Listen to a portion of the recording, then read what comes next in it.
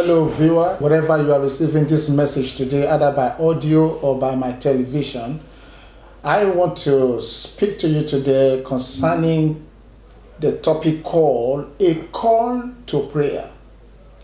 I am the president of Global Concerts of Prayer and also the pastor of Christ Kingdom Miracle Center. God called me 1999 to begin to call churches and ministries and intercessors for what I call a global covering over people and over nations. And God has been very faithful. Global Concerts of Prayer exists to gather churches. It's an interdenominational ministry.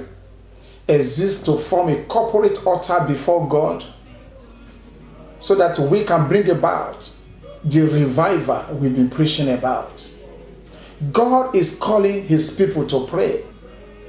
The problem I believe we have in the body of Christ today is not lack of preaching, it's not lack of anything but lack of prayers. We have neglected prayers to the point that there are at this present time a power failure in the body of Christ because of lack of prayer. When we begin to understand the power we can exercise and the influence we can have over the spirit entities to change the course of nation and government, to change the destiny of men and women through the power of prayers, we will talk less. We will make a powerful impression on the forces of darkness. The demon spirit assigned to you, wherever he's coming from, we have to go back and tell Satan, don't send me to these people anymore. You know why? Because whatever he brought against you as a prayer warrior, you have the power to reverse it and cause it back to hell in the name of the Lord Jesus Christ. But if we are not praying, we only permit the devil to fool around with us. The Bible has declared that we are the ambassadors of Christ. Ambassadors goes to other country to represent their country because their country has God's interest and investment in that country. They stand in the power and the glory of the nation they represent. But we are not representing the kingdom of this world. We are representing the kingdom of the Most High God. We stand in his power.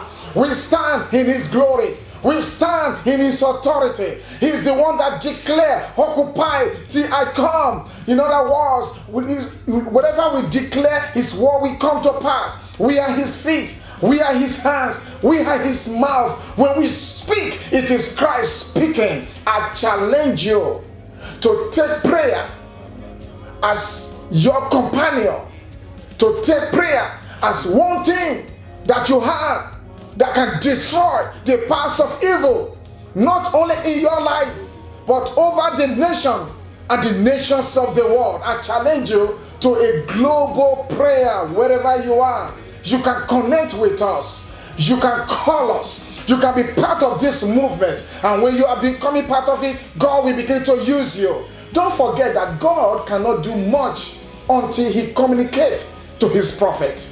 In fact, when God was going to destroy Sodom and Gomorrah, he invited Abraham into his council to reveal what he wants to do.